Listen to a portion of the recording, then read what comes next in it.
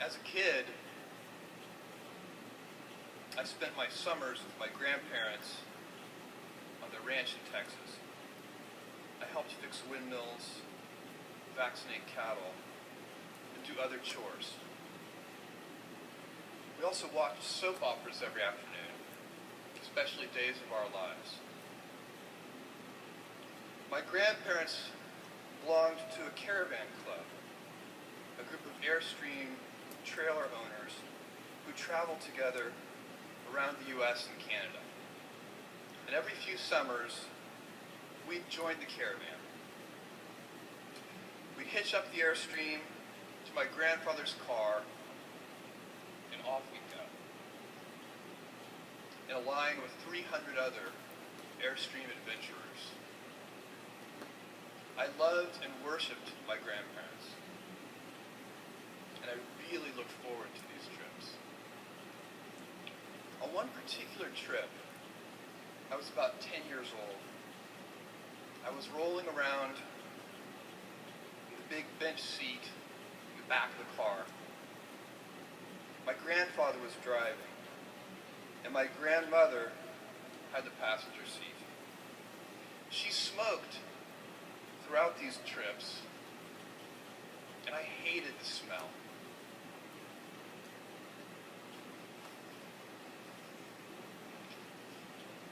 At that age, I'd take any excuse to make estimates and do minor arithmetic. I'd calculate our gas mileage, figure out useless statistics on things like grocery spending. I'd been hearing an ad campaign about smoking. I can't remember the details, but basically the ad said, every puff of a cigarette takes some number of minutes off of your life. I think it might have been 2 minutes per puff. At any rate, I decided to do the math for my grandmother. I estimated the number of cigarettes per day, estimated the number of puffs per cigarette, and so on. When I was satisfied that I'd come up with a reasonable number, I poked my head into the front of the car, tapped my grandmother on the shoulder, and proudly proclaimed, at 2 minutes per puff, you've taken 9 years off of your life. I have a very vivid memory of what happened next. And it was not what I had expected. I expected to be applauded for my cleverness and my arithmetic skills. Jeff, you're so smart. You had to have made some tricky estimates. Figure out the number of minutes in a year. Do some division. That's not what happened. Instead, my grandmother burst into tears.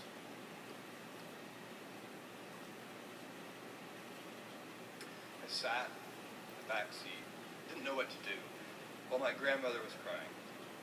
My grandfather, who'd been driving in silence, pulled over onto the shoulder of the highway. He got out of the car and came around and opened my door, waited for me to follow. Was I in trouble? My grandfather was a highly intelligent, quiet man. He had never said a harsh word to me. Maybe this was to be the first time. Or maybe he would ask that I get back in the car and apologize to my grandmother.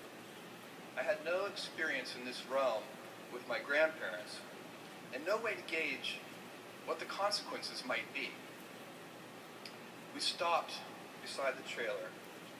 My grandfather looked at me, and after a bit of silence, he gently and calmly said, Jeff, one day you'll understand that it's harder to be kind than clever.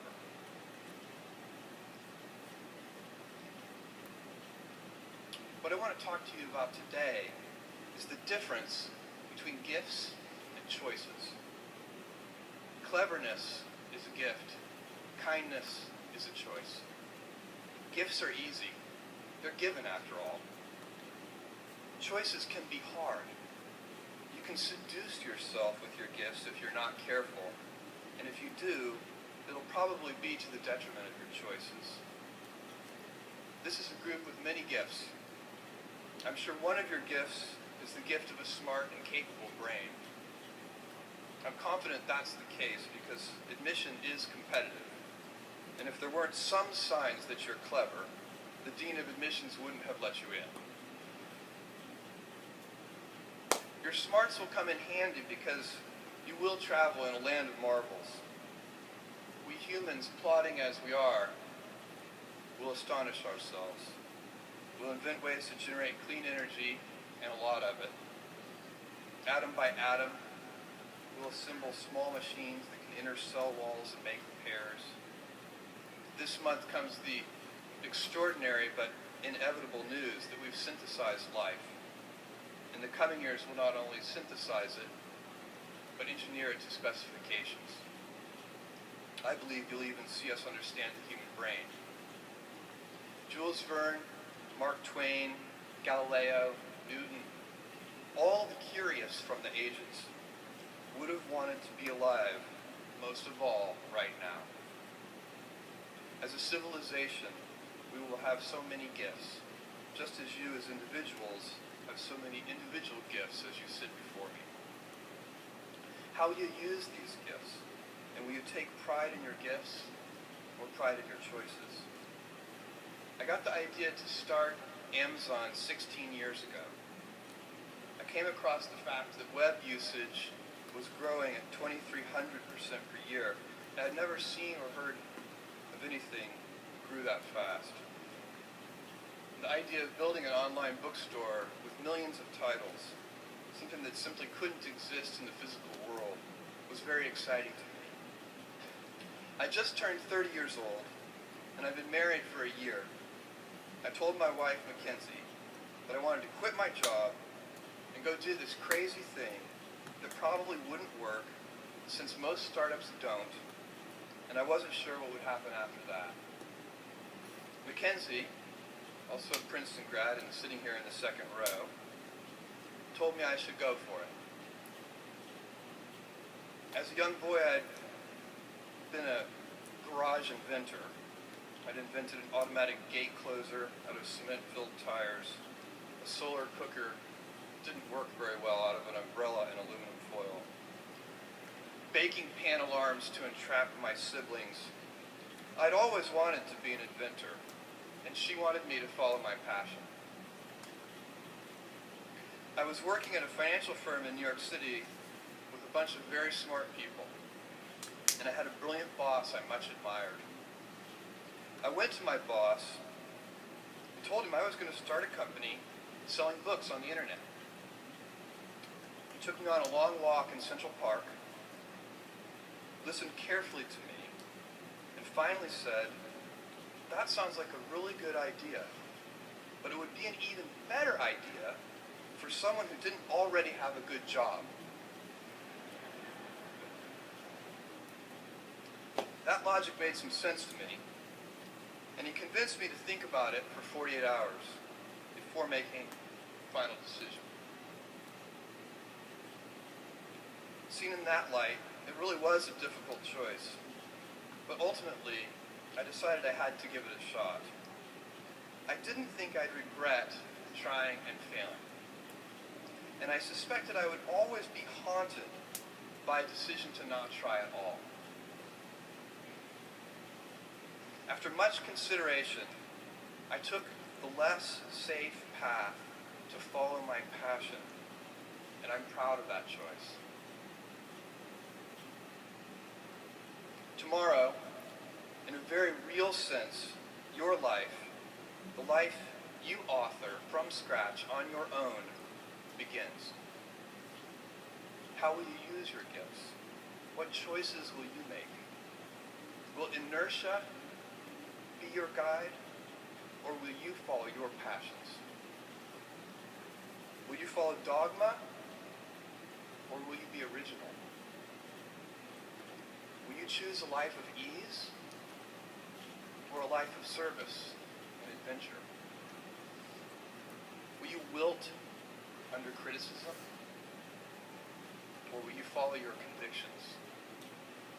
Will you bluff it out when you're wrong, or will you apologize? Will you guard your heart against rejection, or will you act when you fall in love? Will you play it safe, or will you be a little bit swashbuckling? When it's tough, will you give up, or will you be relentless? Will you be a cynic, or will you be a builder? Will you be clever at the expense of others, or will you be kind?